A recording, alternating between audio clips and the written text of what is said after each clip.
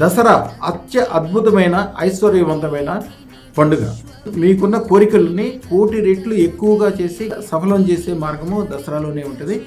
ఛాయ్ అమ్ముకునే మోడీ గారు దేశానికి ప్రధానమంత్రి అవడమే కాకుండా ఒక ప్రపంచానికి కూడా దిక్సూచిగా మారి అందరితో దండం పెట్టించుకుంటున్నాడంటే ఈ దసరా యొక్క ప్రభావమే.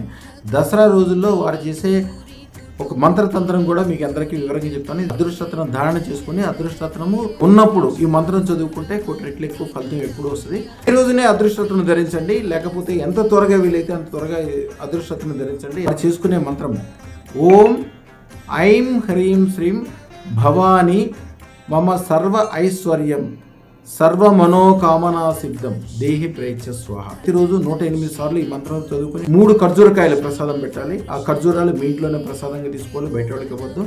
ఎప్పుడు స్టార్ట్ అవుతుంది? 21/9 అమావాస్య బ్రతుకమ్మ పండుగ.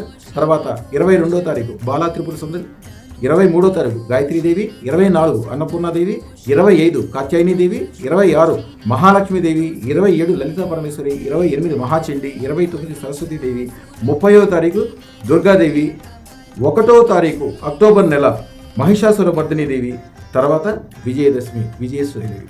ఈ రోజుల్లో వదలకుండా ప్రతిరోజు 108 సార్లు ఈ మంత్రం చదువుకుని మీరు అనుకున్న ఫలితాలన్నీ కూడా గ్యారెంటీగా జరుగుతాయి.